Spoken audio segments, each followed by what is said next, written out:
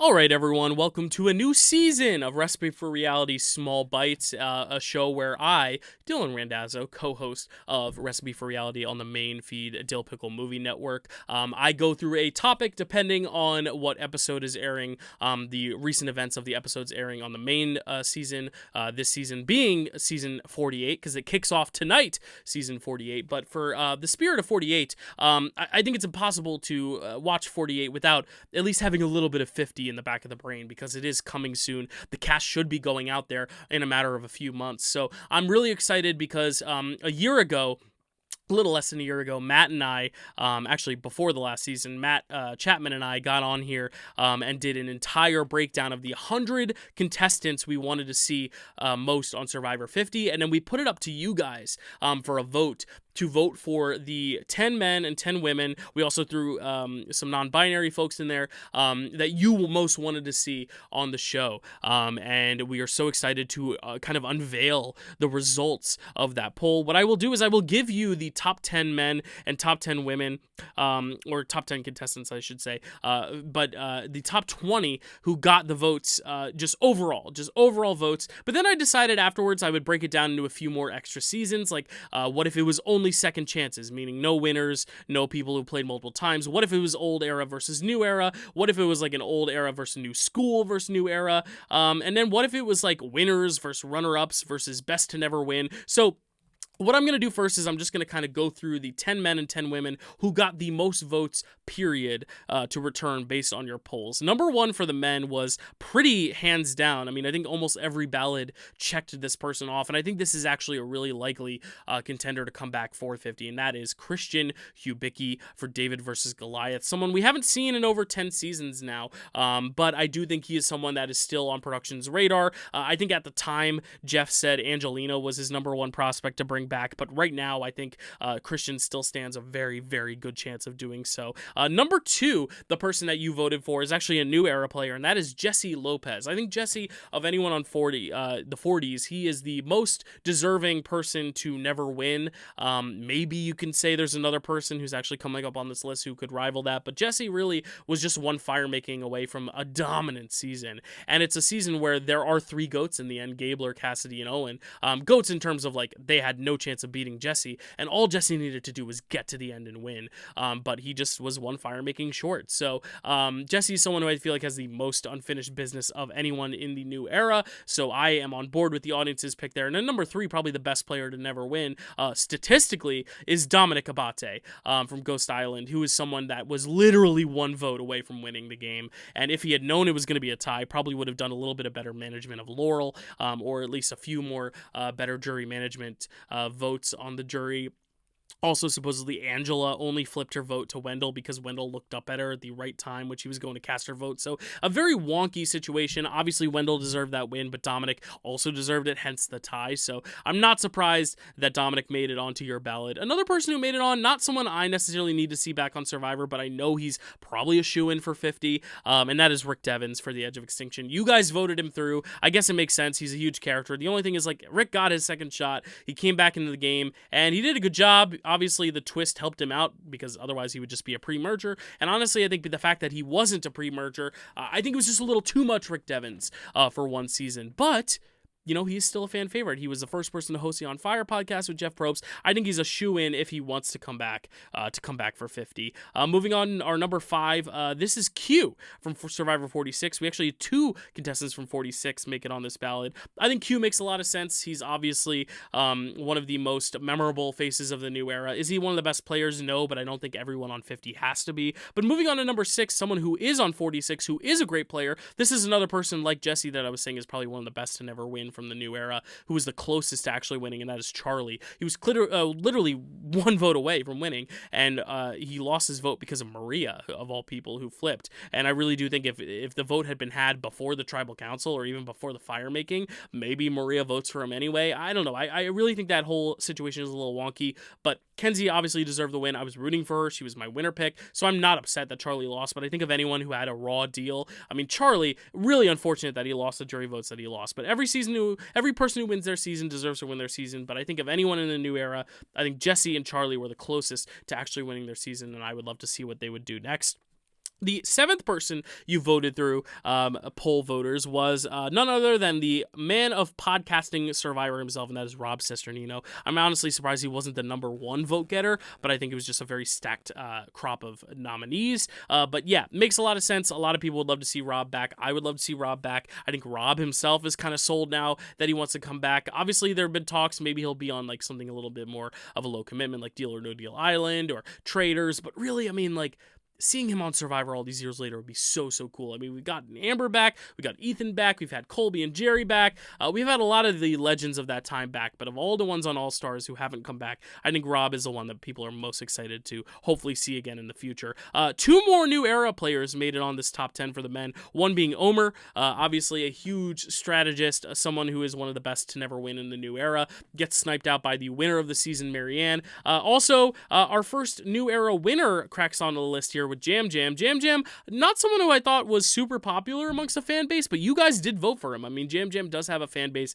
He is someone that I think a lot of people also want to see if he can replicate the same game again, because it is such a unique game. He played from the bottom, but he was such a social king on that season. He had social bonds with everyone, even though he was still on the outs. He was getting votes at times. The Mergatory vote was between like him and one other person. So Jam Jam played a scrappy game, but a clean game all at once. So I think it'd be really cool to see him. And then the 10th man who got the spot on the season by you guys and your votes was Shane Powers, and I'm really happy about that because I really think Shane's second chance is overdue. Do I ever think we'll see Shane back on Survivor? Honestly and genuinely, no. But I think that's the reason why we made the fan vote, because I think it shows that production needs to have him on the radar, and if they give him the call, they have to put him on. At this point, if you were going to give him the call and then cut him, that's just so rude at this point. Like, give him the call, keep him on the show, put him on the show, see what happens. He could be the first boot, or he could be a real surprise.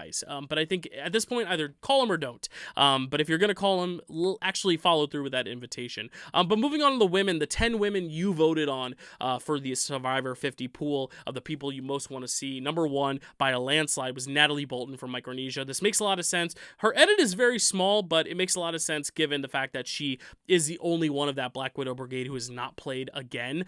She has not even played twice. She was the fan on Fans vs. Favorites, so there's some intrigue also of seeing her come back.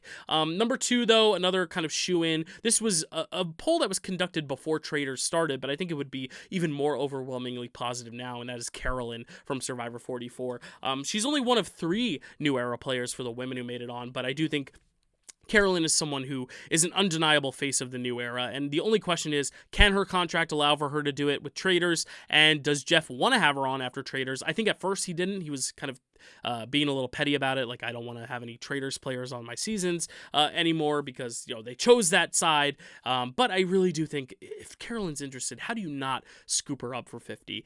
She might not even want to go. Maybe she does want a little bit of break, especially after the tumultuous ending of her Traders journey. But I really do think there's a world, there's no world, I should say, that Carolyn is not at least in consideration at this point for 50. But your next person you voted through is the person that I said was a lock at the time to return, and it's still probably a lock, and that is Angelina from David vs. Goliath. Not the number one on the board from David vs. Goliath. I think that is now Christian, but either way, I think both of them are coming back as long as they want to. I know she's a mom now, so we're also going to see a different side of Angelina that we've never seen before, and that is an exciting prospect. And number 4, a shoe-in, but I'm also a little surprised only because she's played so many times, but I shouldn't be surprised because she's a legend and she's my favorite player. It is Cirie Fields, obviously. I mean, she has to come back if she's interested and if the theme allows. If it's a second chances or something, obviously she wouldn't be there, but if you're just going overall legends or just a returnee season where you want just some of the best players, maybe players who've never won, I think Cirie fits a lot of themes. She fits most themes that allow for multiple player seasons because she's never won, she's overdue, she's gone out in unconventional means every single time. The only theme she wouldn't fit is if it's like a New Era dominant season, which I don't think they're going to do. I think they're going to have some older era people in, and also just the fact that she has played so many times. If it is like a second chance or unfinished business, even unfinished business, she still has a lot of unfinished business. So I think Cirie could be on our show. She's still interested also. I mean, she just played the Australian Survivor, AU versus the World. So, like, she is still interested. It's not like she's done. It's not like after Big Brother, she was like, all right, I'm done with Survivor. I think she'll always come back as long as they want her there and as long as she's free and available and ready and healthy. So, moving on to number 5, though, the 5th woman you voted through. A very pleasant surprise to see you guys all rally around voting for her because it's been a while since we last saw her play. But she's played 3 times. Let's see how she does on a 4th go. That is Jerry Manthe, who has one of the best arcs from villain to hero, being being one of the more heroic villains on Heroes vs. Villains, being kind of the best, most positive light of that alliance at the end, with like Russell and Sandra and Parvati and these stone cold villains. Jerry kind of had a little bit of softer side. I mean, she has one of the coolest arcs because she was the most hated person on that All-Stars finale. So to see her kind of have that full circle moment, it would be even cooler to see her play all these years later. Number 6, the second of 3 New Era women you put on the list, which was Marianne, the first of 2 New Era women. Obviously, winners women, I mean. Marianne won the game, but I feel like she's still someone a lot of people want to see back because she's not just a great winner and a great player, but also a great personality. She's just great TV, and I think that's something that even the other winner that we're going to bring up is good TV, but not like excellent TV to the point of Marianne, where I think Marianne, even if she didn't win the game, would still be a shoo-in to come back. Whether it's 50 or not, it's going to depend on if they want winners on the season. If they're having winners, though, I think Marianne's a shoo-in to come back. Number 7, someone who was also like Shane on the second chance pool and didn't get on, but the fans definitely want to see that second chance. That is T-Bird from Africa. This is the longest hiatus between playing seasons. It would be the longest hiatus. The longest hiatus before that, I believe, was Kelly Wigglesworth, and then it was Amber and Ethan for All-Stars. So T-Bird would be monumental. You know, she hasn't played since season 3. What would she do now that she is well ingrained in the podcast community, now that she's older, wiser, more of the motherly figure, but also still the great T-Bird, spunky T-Bird we love from Africa. The only problem is I don't know if production wants her. I think they were like, you know what, she was on the second chance ballot. It didn't work out. We're good. We're letting T-Bird go. If she's still on the radar, I think it'd be really cool to see her play. Number 8, another surprise for me, but I'm so glad she made it on. One of my favorite players from that middle school era, which is Amanda Kimmel. She hasn't played since Heroes vs. Villains like Jerry, so it'd be so cool to see her all this time later. We haven't really seen her outside of that very short span of seasons. I mean, she played China, Micronesia, and Heroes vs. Villains in the span of 5 seasons. She played 3 times. So we have not seen her in 20, now 30 seasons. I think it would be so cool to see Amanda Kimmel back on 50. I hope she gets a call. There's rumors that she's been contacted. If that is true, then, like, wow, I am so excited. Moving on to number 9, the last new era player that you guys voted through, which is Dee.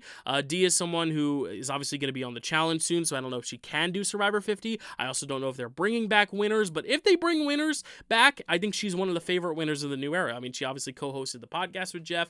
People love her. Jeff loves her. I love her. I think she's great. I think she is the Boston Rob of the new era in terms of playing the game and making these friendships and these romances on the island, but really putting strategy first at the end of the day regardless. But I think she's more likable than Boston Rob on the island. So I would really love to see Dee get another shot. And lastly, the last person you voted through, another person that I feel like is overdue for a second chance, has not expressed wanting to play, but has apparently retired from bodybuilding, so she might be available, is Sydney Gillen from Co-Wrong, who would be just such a fun returnee. I actually did put all these 20 contestants in a randomizer, and actually Sydney ended up winning that randomizer. She won the Brant Steele. It was actually kind of a sad boot order because Rob Sesternino went home early, Carolyn went home early, Dom went home early, Dee, Jesse was out early in the jury. Natalie Bolton didn't make the jury, neither did Shane. It was a pretty abysmal boot order, but honestly, any boot order is going to be abysmal when it's all your picks because all of you wanted these people on. But it was cool. Amanda made a deep run. Suri, of course, has to get rocked out, which was a travesty. But we saw Sydney win in a close 5-4-1 vote over T-Bird and Rick Devens. So I think this was a fun season to randomize. I think it would be cool if Sydney came back because I honestly think she would have a lot of winner upside because Sydney is like, you know, someone who hasn't played in a while. She only played once. She played on a season with Aubrey, so she never really stuck out as like this huge strategic threat, even though I think she is. But that is your cast. That is your cast of 20 people that you wanted to see on the show based on all the votes. So this is winners, this is runner-ups, second chances, all that. But I want to go through each individual theme. Let's say it is only second chances, or let's say it's only winners versus runner-ups versus best and ever win. Let's go through all those scenarios and see what you guys voted. For second chances, I'm going to tell you who you voted through. Obviously, Christian, Jesse, Dom, Rick Devens, Q, Charlie, Omer, and Shane all made the list for the men. The 2 substitutes, we have Greg in from Survivor Borneo, would be such a cool pick since it's been literally forever since we've seen him play. I don't know how likely it is he'll get the call. If he does get the call, I don't even know if they'll consider him. It might have been too long, but they might want some 50 representation, some season 1 Borneo representation on 50. And then Devin Pinto, one of the best to never win in my opinion. I'm so glad he made this list. Another person who I don't know if he would say yes. I don't even know if he's on production's radar, but really, really cool pick there. And then for the women, only 5 women overlap from our last vote, obviously, because 5 of those women had played multiple times or won the game, like Dee, like Marianne, like Amanda, Jerry, Cerie. So there were 5 extra spots to fill. So in addition to Natalie, Carolyn, Angelina, T-Bird, and Sydney, we also have Janet Carbon from Island of the Idols, a really cool pick. This is the one that if I had one pick across all 50 seasons to bring back for a second chance, it would be Janet. I think she's the most robbed player of all time. She went out in Final 5. She had the idol, but she got idled out because of the idol nullifier, so she wasn't able to use her idol, and then she wasn't able to get to fire, and if she had gotten to fire, she would have won fire, and she would have won the game. So I really want to see Janet back. Is she getting a little too old? If you go another 10 seasons, yes, but right now, I think you got to strike while the iron's hot, get Janet on that island, but I also understand if they want to just disregard 39 altogether because of icky stuff, and not wanting to reckon with that potentially coming up on the island. But Shan made it on the list from Survivor 41, obviously part of an iconic duo. Cassidy, a very robbed runner-up there, many will say. Jem was a big surprise that made the list. You guys voted for her, though. Really cool that she's here because she was someone who also could be very warranted for a second chance. She showed a lot of potential, but ultimately just got sniped out early because she was a big threat by a tribe that was very kumbaya, and she was just playing 3 steps ahead, a little messier, and they just didn't vibe with it. But the last person you voted through was Hannah Shapiro, who I think is a very underrated 0-vote finalist. I will actually tease next week for Small Bites. I'm actually going to be ranking every single 0-vote finalist because I think it'd be really cool to see, okay, what if their winners weren't in the equation? Would they have a shot at winning? Did they play a good enough game? Carolyn is part of that list. Obviously, Hannah's part of that list. Really cool options there for best 0-vote finalists that we'll talk about next week. But another theme I wanted to see was just old era versus new era. What if we took 10 people from pre-40 and then 10 people post-40 and put them on an island together? So this only required 5 men and 5 women from old era and 5 men and 5 women from new era. And they're all players we've already talked about, so I'll just talk about them again. Obviously, old era, it would be represented by Christian, Dom, Devins, Sesternino, and Shane Powers, as well as Natalie Bolton for the women, Angelina Keeley, Suri Fields, Jerry Manthe, and Amanda. I mean, that would be really fun because you would see 3 of the 4 Black Widows together, Amanda, Natalie, and Suri. And then the other old school woman player, Jerry, is someone who played with Parvati. So it would be kind of cool to see Jerry kind of become the 4th in a new Black Widow breakdown. You also have like older faces like Rob, some newer faces like Christian and Angelina who play together. I like that cast a lot.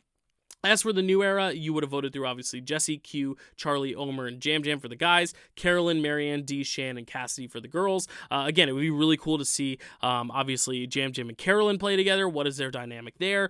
Q and Charlie playing together again. You have some winners in the mix with Dee and with Marianne and with Jam Jam. So I think that would be actually a really cool season. If this was the cast of 20, I would be very happy. I think this represents the long-spanning history of Survivor very well. Are some outliers like Shane and Natalie Bolton a little improbable? Maybe. Like, I don't necessarily know if they're knocking at their doors, Natalie and Shane. I don't even know if they really have Shan on their radars anymore just because there are so many great new era players. But that would be a really, really cool season, especially because I think, Christian and Angelina are probably locks for 50. I think they're going to at least ask Rob Cesternino. I think Amanda's going to get that call. Dom will get that call. Suri will definitely get that call. So I think this is a very justifiable season, honestly. If you sub out maybe Shane, because I don't really know if his chances for 50 are very good. Maybe if you sub him out with someone else who's maybe a little bit more likely to get in there from the old era. Maybe even Sean from Marquesas, who I know is someone people really, really want to see back, but didn't make this list. But let's move on to another theme that I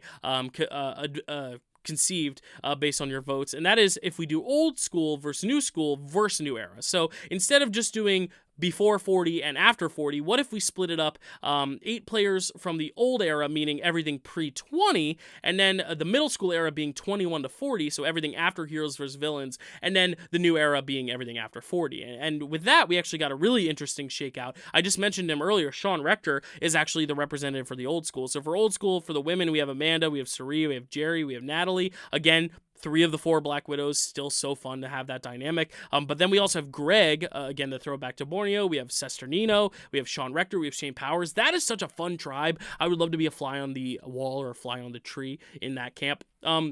New school, the only addition here that wasn't here before is Cass.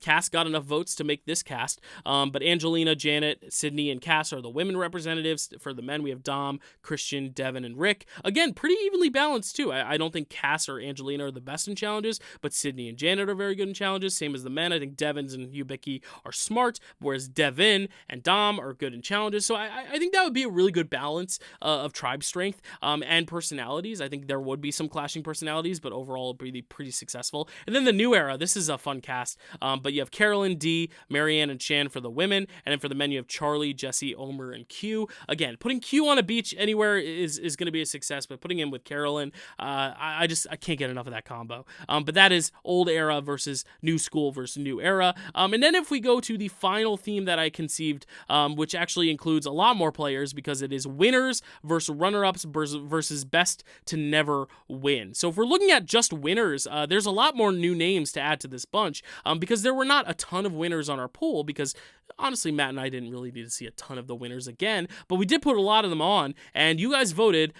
Dee obviously made this list. We've already talked about her. We've already talked about Marianne. We've already talked about Jam Jam, but those other 5 names have not been brought up yet because they didn't crack into the top 20 of the poll, but they did crack into this pool. These were the top 8 winners according to you guys, and that is Dee, Earl. Earl would be so exciting to see after all this time. He's only played once. Same as Todd. Todd's only played once. It would be great to see him again. Vesepia has played only once. I think if there is a time to ever bring back Vesepia, it's now. I don't think it's going to happen. Daniel Reyes is going really hard on Twitter trying to get Jeff to pick up the call to go call Vesepia, but I don't know. That might be wishful thinking, but it would be so cool to see Vesepia and Earl back, and Todd especially. Todd was my first winner I ever watched, so it'd be so cool to see him there. And then also Parvati and Boston Rob. They didn't get enough votes in the main poll, but for a theme of winners, runner-up, and best never win, Parvati and Rob definitely got enough votes to qualify for that. As for runners-up, this may surprise you, but yeah, Russell Hantz is there. The runner-up vote getters, obviously Amanda, Angelina, Carolyn, Charlie, and Dom have been getting it everywhere, but here we add Jake O'Kane to the mix, runner-up there, who was kind of a Charlie Brown, didn't get his way, but it would be really cool to see his redemption. Russell, obviously, polarizing figure, but at least had enough votes to make this cast. And then Courtney, who I would love to see back, who was very snarky, very fun. We would also see a little bit of a reunion there with Amanda. It would also be cool if they made the merge, because then Courtney would play with Amanda and Todd. That would be a really cool reunion. And then best to never win. These are the 8 players that you voted for. I decided to make it players who played more than twice. So players who have played twice or more, I should say. So I didn't include any one-time players. Otherwise, this would have just been a list of like Omer and Jesse and Q. And yes, they could be some of the best to never win, but these are going to be the best players to play multiple times and never win. So we obviously have Suri back, we have Sesternino back, we have Jerry back, and we have Cass back. But we're also adding to this cast Eliza Orleans, would be a really fun treat to have on the island, especially because she played when she was so young. She's much older now. Malcolm, who kind of had a good stretch and then kind of dropped off the face of the Survivor planet, but would be cool to have back. Jonathan Penner, who's one of the best storytellers, one of my top 10 favorite contestants. And then Terry Dietz, who I think had the rawest deal after second chances, getting pulled mid-second chance. He never really got his full second chance, but he is, according to you guys, the polls out there, one of the best to never win. So those are the casts that you guys, by your votes, decided. Do you think any of these casts are actually plausible for 50? Who did you forget to put on the list? Obviously, some people like Billy Garcia didn't get many votes, but that's okay. But one more time, this is the general cast of 20 that you would have voted for as people you most want to see on Survivor 50. I'll recap it one more time since this is the proper top 20 that you voted for. Charlie Davis, Christian Hubicki, Dominic Abate, Jesse Lopez, Omar Zahir, Q Burdett, Rick Devins, Rob Sesternino, Shane Powers, Jam Jam Aracho, and then for the women you have Amanda Kimmel, Angelina Keeley, Carolyn Weiger, Suri Field, Sydney Gillen, Dee Veladres, Jerry Manthe, Marianne Oketch, Natalie Bolden, and T-Bird Cooper. So that is your cast. Thank you for watching this video. It was a little bit shorter than normal, but stay tuned. Next week, I'm going to be doing a full ranking of every 0-vote finalist on Survivor and how I would rank them if we were just judging them on their own terms. So thank you guys so much for watching this one. Cannot wait for the premiere of Survivor 48 tonight. Stay tuned for more. It's going to be a fun month as we cover all these interesting topics in conjunction with Survivor 48. But otherwise, that's it for me. Stay tuned for more, and thanks for watching.